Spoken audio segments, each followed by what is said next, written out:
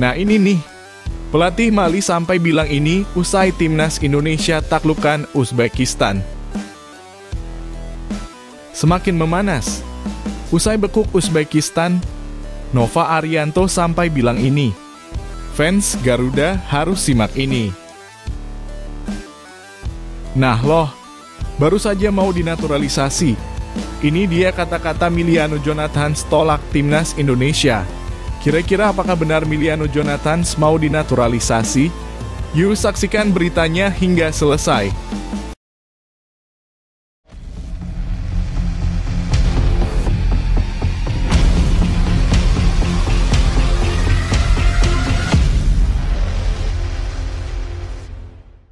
Mohon subscribe channel Timnasku Indonesia agar tidak ketinggalan informasi Timnas Indonesia.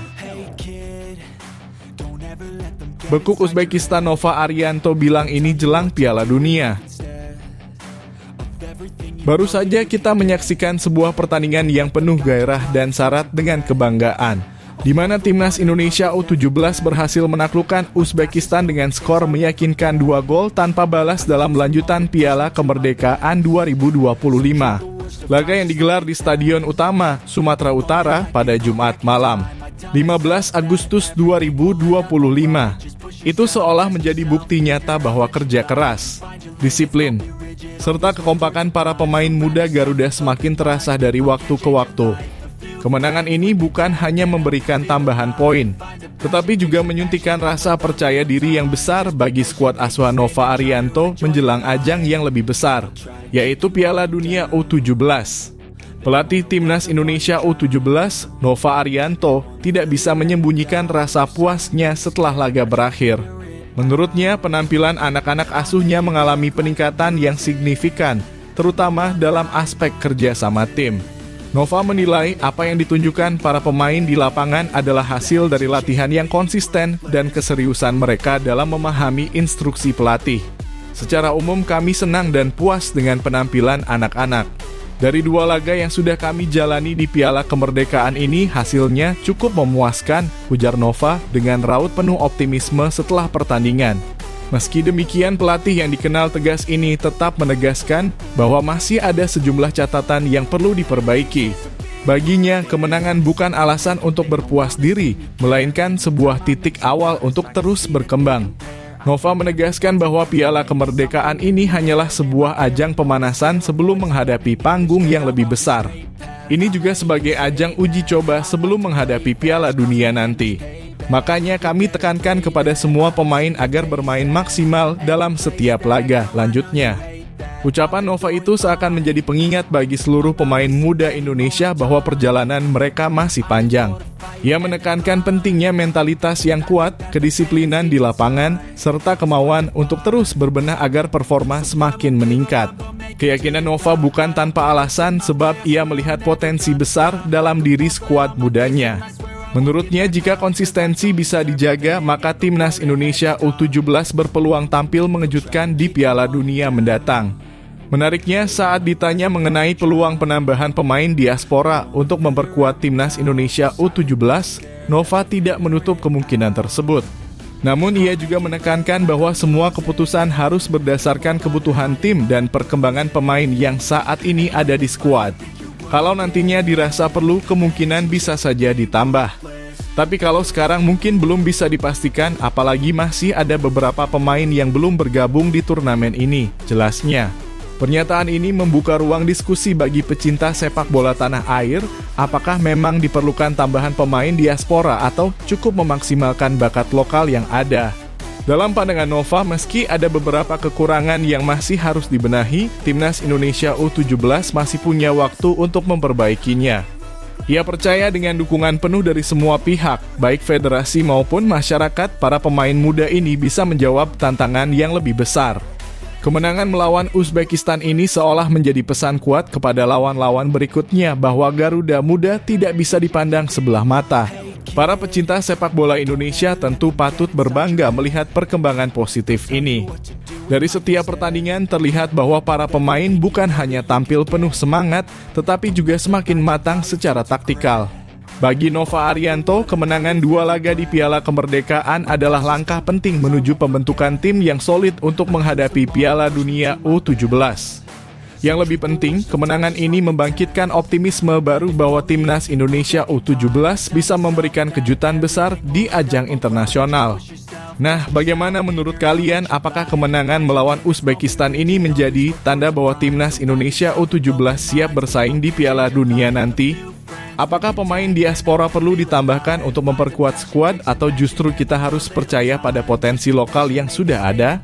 Silakan tuliskan pendapat kalian di kolom komentar karena suara kalian adalah semangat tambahan untuk para Garuda Muda dalam mengukir prestasi.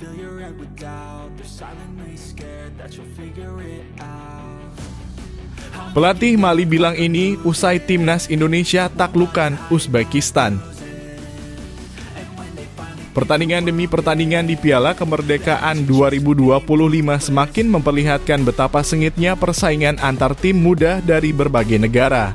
Usai Timnas Indonesia U17 berhasil menumbangkan Uzbekistan dengan skor 2 gol tanpa balas, perhatian publik kini tertuju pada komentar sang pelatih Timnas Mali U17, Adama Diallo. Diallo dengan percaya diri mengungkapkan bahwa timnya siap tampil habis-habisan melawan tuan rumah Indonesia. Ucapannya menjadi sorotan karena tidak hanya menunjukkan rasa percaya diri, tetapi juga menegaskan bahwa Mali sama sekali tidak gentar menghadapi euforia kemenangan yang baru saja diraih Garuda Muda. Mali memang tampil memukau sejak awal turnamen. Pada laga pembuka, mereka menghancurkan Uzbekistan dengan skor mencolok 5-1.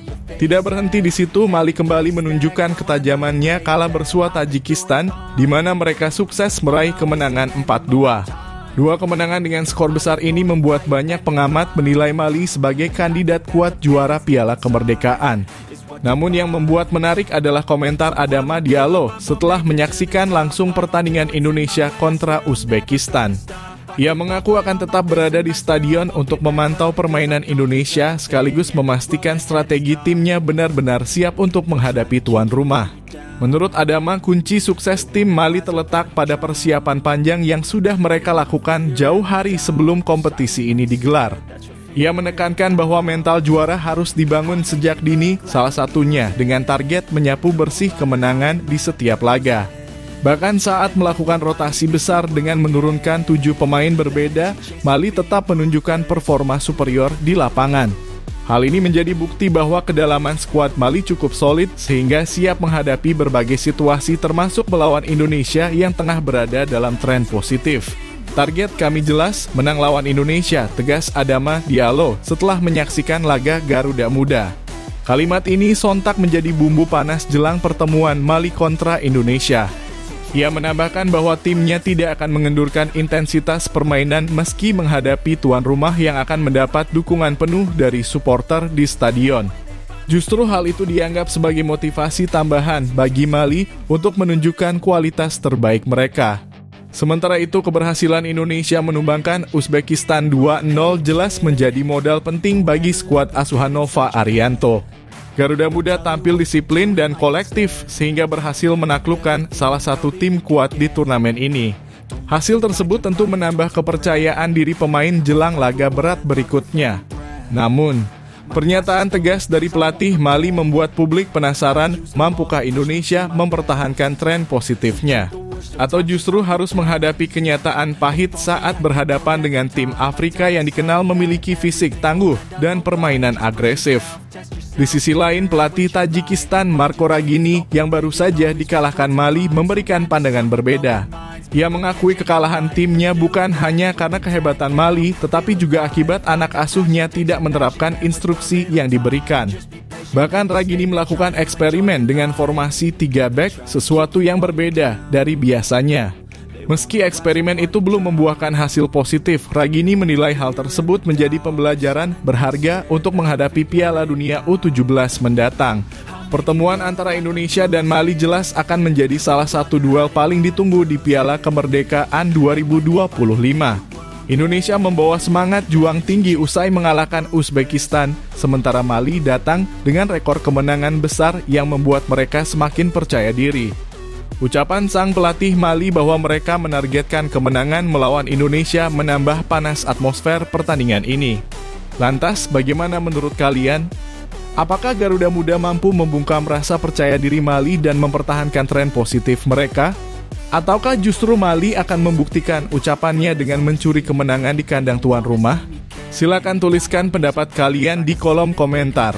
Karena dukungan dan analisa dari kalian semua bisa menjadi semangat tambahan bagi Timnas Indonesia U17 untuk berjuang lebih keras lagi di lapangan.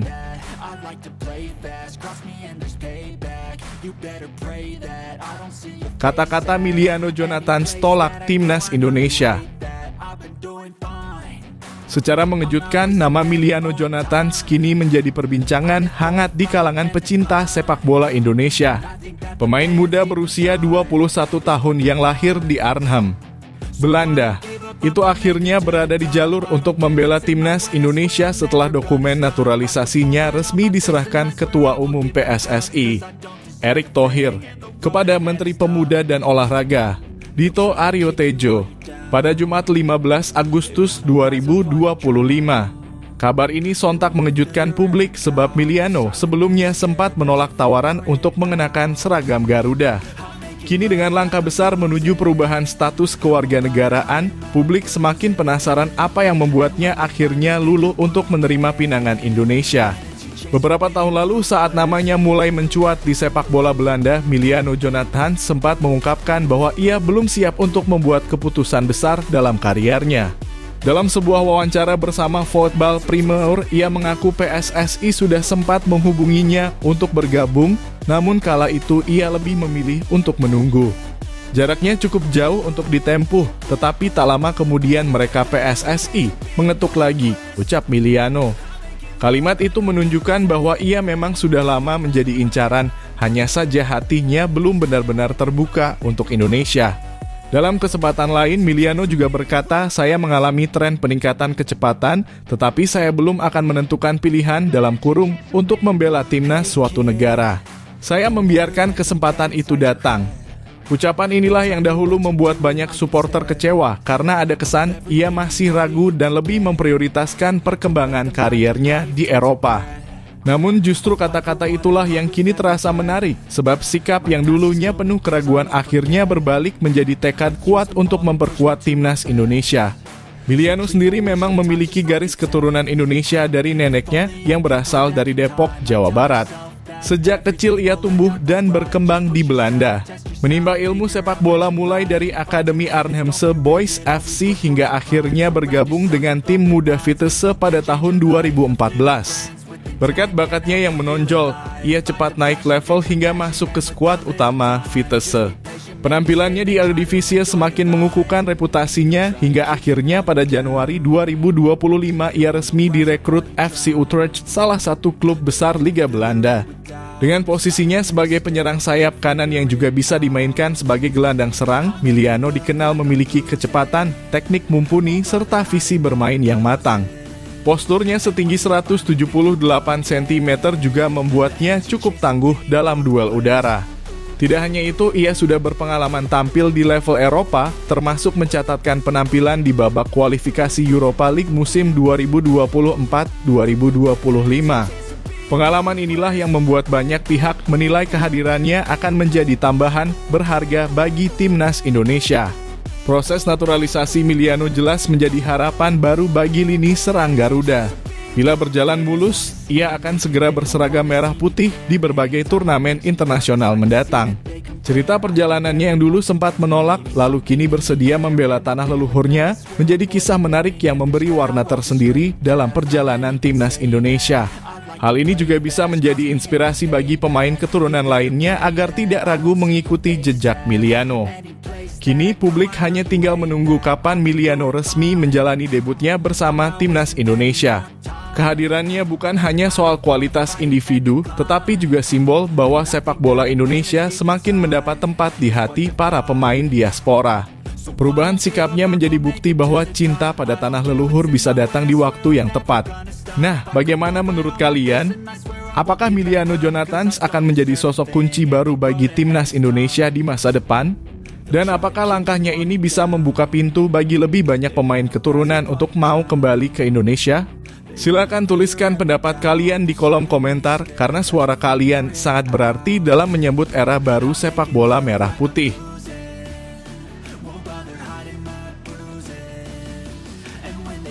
Curhatan Ramadan Sananta hijrah ke Liga Malaysia. Kisah Ramadan Sananta kini menjadi sorotan publik sepak bola Indonesia. Striker muda berusia 22 tahun itu membuat keputusan besar dalam karirnya dengan hijrah ke Liga Malaysia untuk memperkuat DPMM FC pada musim 2025-2026. Keputusan ini tidak datang begitu saja, melainkan berangkat dari tekad kuat Sananta untuk menambah pengalaman sekaligus mencuri perhatian pelatih timnas Indonesia, Patrick Kluivert.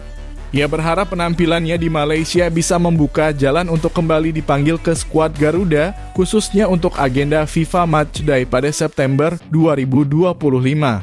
Sananta menuturkan bahwa usianya yang masih muda adalah alasan utama ia berani mengambil tantangan baru. Dalam wawancara dengan kanal YouTube Harimau Malaya, ia mengungkapkan rasa penasarannya terhadap atmosfer Liga Super Malaysia yang dikenal kompetitif. Di usia masih 22 tahun mungkin yang begitu masih muda, saya pengen mencoba hal yang baru. Karena Malaysia memiliki liga yang kompetitif bagus. Jadi, kenapa tidak saya mencoba hal yang bagus? Ucap Sananta penuh keyakinan. Dari kata-katanya itu terlihat jelas bahwa keputusan ini bukan sekadar hijrah, melainkan sebuah langkah penuh pertimbangan untuk masa depan kariernya. Hijrahnya Sananta ke Liga Malaysia memang terbilang cukup berani. Sebagai mantan pemain Persis Solo, ia telah menunjukkan kualitasnya di Liga 1 Indonesia, tetapi kini ia ingin membuktikan diri di luar negeri. Liga Malaysia dianggapnya sebagai salah satu kompetisi yang bisa menjadi batu loncatan untuk mengasah kemampuan sekaligus menunjukkan kapasitasnya di level lebih tinggi. Dengan begitu peluangnya untuk masuk ke daftar pemain timnas Indonesia akan semakin terbuka lebar, apalagi di bawah arahan pelatih kelas dunia seperti Patrick Kluivert. Sejauh ini Sananta telah memainkan 2 pertandingan bersama DPMM FC dan berhasil tampil impresif. Ia sudah mencetak 1 gol serta menyumbangkan 1 assist. Kontribusi itu langsung mendapat sorotan media baik di Indonesia maupun Malaysia yang menilai bahwa adaptasinya berjalan cukup cepat. Bagi Sananta, performa bagus di awal menjadi sinyal positif agar ia terus konsisten menunjukkan ketajamannya. Ia sadar bahwa konsistensi adalah kunci untuk memastikan dirinya masuk ke dalam radar pelatih timnas Indonesia. Sananta pun tidak menutupi ambisinya. Ia terang-terangan menyebut bahwa targetnya bersama DPMM FC adalah untuk membuktikan diri agar dipanggil ke timnas Indonesia pada FIFA Matchday September mendatang. Saat itu skuad Garuda dijadwalkan menghadapi Kuwait dan Lebanon di Stadion Gelora Bung Tomo, Surabaya. Laga tersebut bukan hanya sekadar uji coba, tetapi juga persiapan penting sebelum menghadapi babak keempat kualifikasi Piala Dunia 2026 zona Asia. Indonesia sendiri tergabung di grup B bersama Arab Saudi dan Irak, sehingga kualitas para pemain yang dipanggil harus benar-benar mumpuni. Dalam curhatannya, Sananta seolah ingin menunjukkan bahwa ia tidak ingin hanya menjadi pemain biasa di liga domestik. Ia ingin keluar dari zona nyaman dan membuktikan bahwa dirinya layak menjadi salah satu ujung tombak masa depan timnas Indonesia. Dengan usianya yang masih muda, kesempatan itu masih terbuka lebar. Namun semua bergantung pada kerja keras, konsistensi, dan kemampuannya dalam menjaga performa di klub. Kehadiran Sananta di Liga Malaysia juga sekaligus menjadi simbol bahwa semakin banyak pemain Indonesia yang berani merantau untuk menambah jam terbang internasional. Hal ini tentu bisa membawa dampak positif bagi perkembangan sepak bola nasional, karena pemain yang terbiasa bersaing di luar negeri biasanya memiliki mentalitas lebih matang saat kembali membela Garuda. Pertanyaannya kini, apakah langkah Sananta ini akan berbuah manis dengan panggilan dari Patrick Kluivert pada FIFA Matchday mendatang? Ataukah ia masih harus menunggu lebih lama untuk membuktikan diri? Bagaimana menurut kalian, apakah hijrah Sananta ke Liga Malaysia adalah pilihan tepat untuk kariernya? Silakan tuliskan pendapat kalian di kolom komentar, karena dukungan kalian bisa menjadi motivasi tambahan bagi sang striker muda untuk terus bersinar. They'll tell you what to do Madam Pang sarankan Erick Thohir agar memanggil kembali Shin Tae-yong. Benar-benar di luar dugaan, pernyataan terbaru Shin Tae-yong sukses membuat publik sepak bola Indonesia terkejut. Pelatih asal Korea Selatan yang pernah menakodai timnas Indonesia selama 5 tahun itu ternyata secara terbuka mengaku ingin kembali melatih Garuda jika ada kesempatan. Yang lebih mengejutkan lagi, ucapan ini disampaikan bukan dengan nada sakit hati atau penuh sindiran, melainkan dengan tulus demi menghormati para supporter Indonesia yang selama ini telah memberikan dukungan penuh kepadanya. Sikap ini membuat banyak orang kembali mengingat betapa kuatnya hubungan emosional Shin Tae-yong dengan timnas dan pendukungnya. Shin Tae-yong memang resmi didepak dari kursi pelatih oleh Ketua PSSI, Erick Thohir, pada awal tahun ini. Alasannya kala itu adalah soal dinamika kepemimpinan, komunikasi, dan taktik.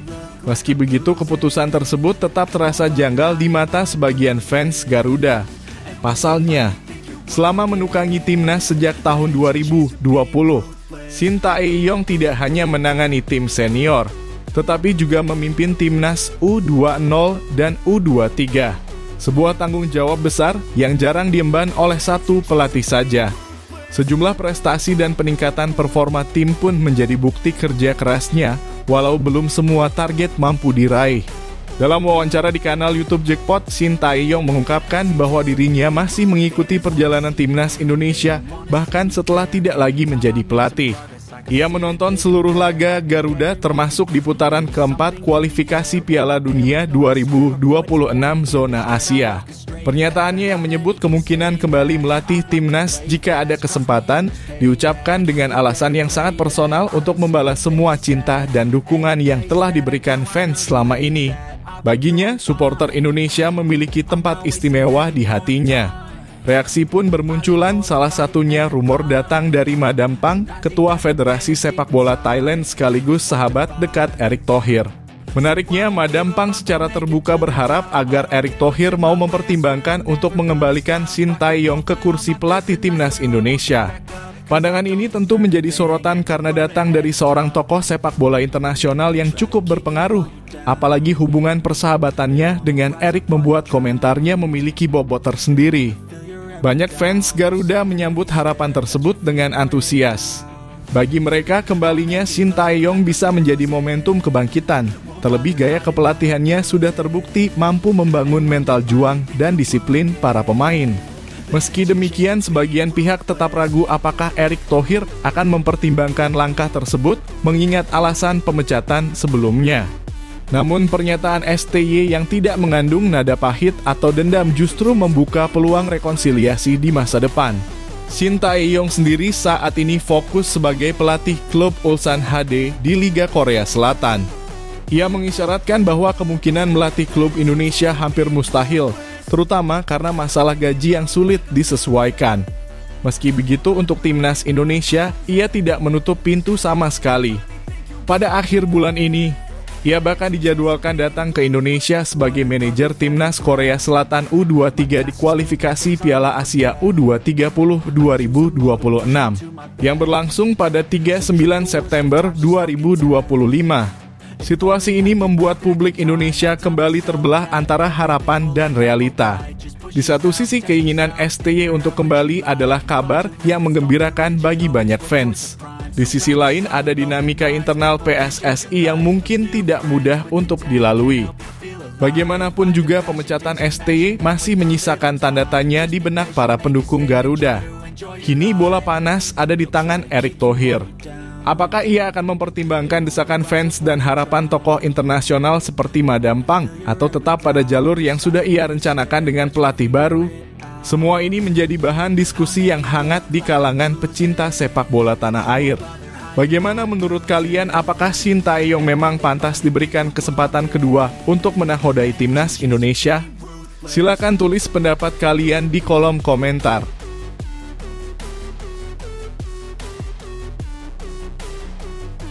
Dua nama pemain timnas Indonesia cocok bermain di Bundesliga. Pernyataan mengejutkan datang dari bek Borussia Mönchengladbach sekaligus punggawa timnas Indonesia, Kevin Dix. Dalam sebuah wawancara, ia secara terang-terangan menyebut dua nama pemain timnas Indonesia yang menurutnya memiliki kualitas untuk bersaing di level tertinggi sepak bola Eropa, khususnya di Bundesliga Jerman.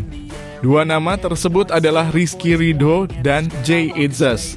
Bukan sekadar basa-basi, Dix memberikan alasan yang cukup detail mengapa kedua pemain ini layak menjajal atmosfer kompetisi yang terkenal keras dan taktis itu. Menurut Dix, baik Rizky Ridho maupun Jay Itzes memiliki karakter inti yang sesuai dengan tuntutan Bundesliga. Mulai dari kekuatan fisik, kemampuan membaca permainan, hingga mental bertahan yang tangguh. Tiga aspek ini merupakan pondasi utama bagi seorang bek untuk bisa bertahan dan berkembang di liga yang penuh duel fisik serta tempo cepat tersebut.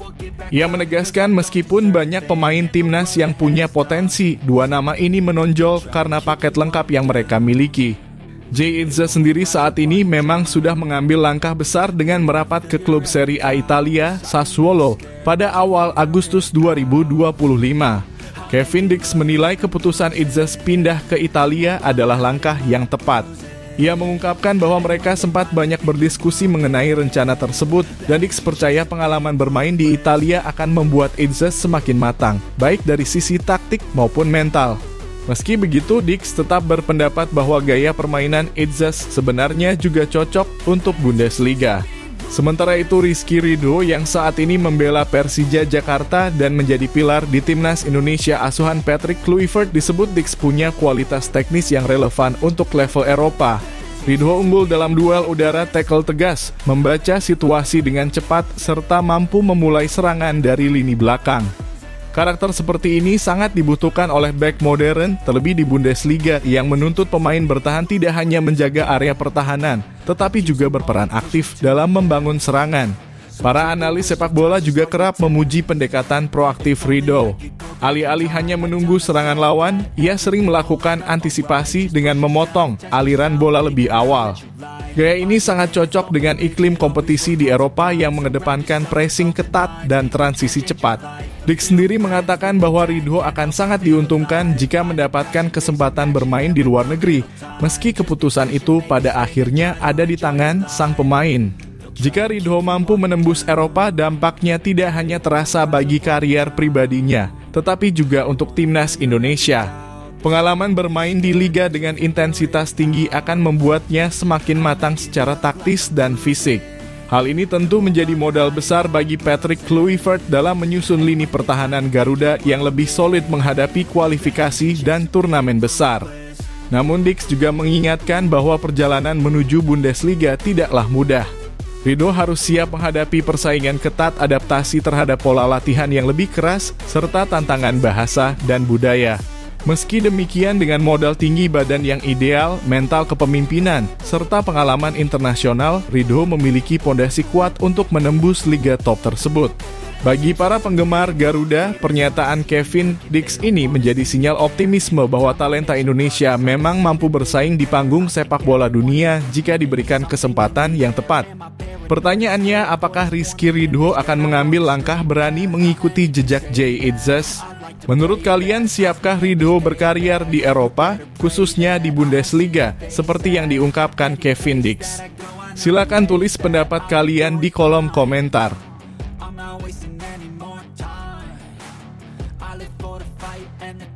JIS berpeluang jadi venue timnas Indonesia.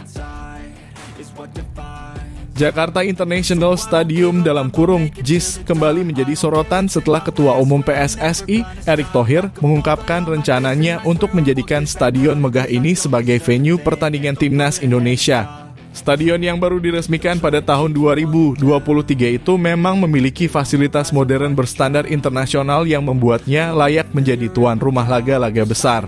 Erick menyebut, keinginannya menggelar pertandingan di JIS bukan hanya untuk memanfaatkan fasilitas, tetapi juga untuk menghadirkan pengalaman berbeda bagi supporter Garuda yang selama ini haus akan atmosfer pertandingan di stadion berkelas dunia.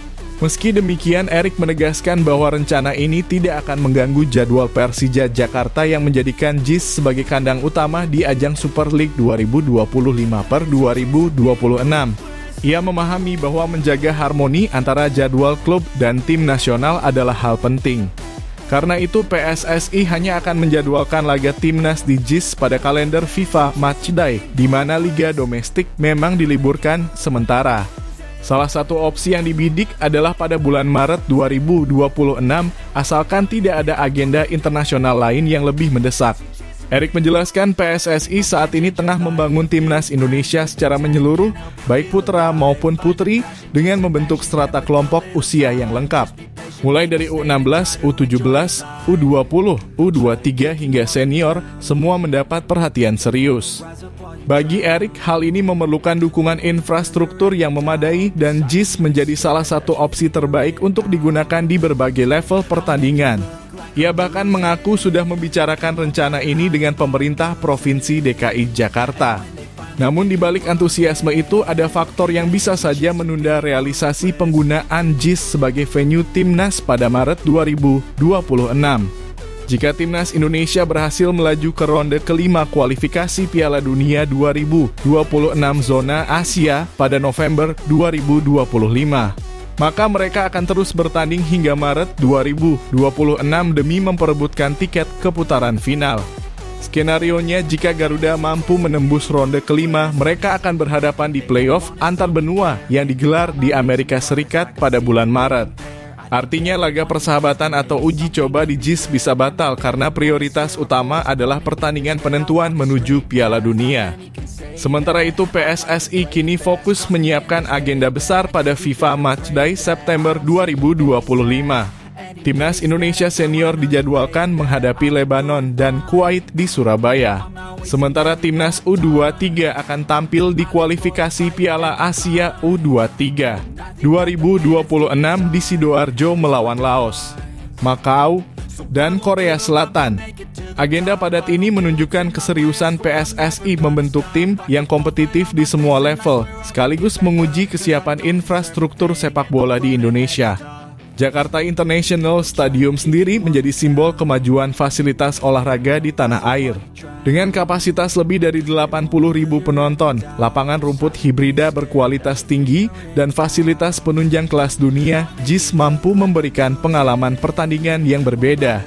Jika benar menjadi venue timnas, maka ini akan menjadi momentum penting untuk memperkuat citra sepak bola Indonesia di mata dunia, sekaligus memberi kebanggaan bagi publik Jakarta dan seluruh pendukung Garuda. Tentu wacana ini memunculkan antusiasme sekaligus pertanyaan di kalangan supporter. Apakah PSSI akan memprioritaskan penggunaan JIS untuk laga penting timnas atau memilih venue lain demi alasan teknis dan logistik? Mengingat semua tergantung pada perjalanan timnas di kualifikasi Piala Dunia, banyak yang berharap rencana ini benar-benar terrealisasi. Bagaimana menurut kalian, apakah JIS layak menjadi kandang resmi timnas Indonesia untuk laga internasional mendatang? Silakan tulis pendapat kalian di kolom komentar.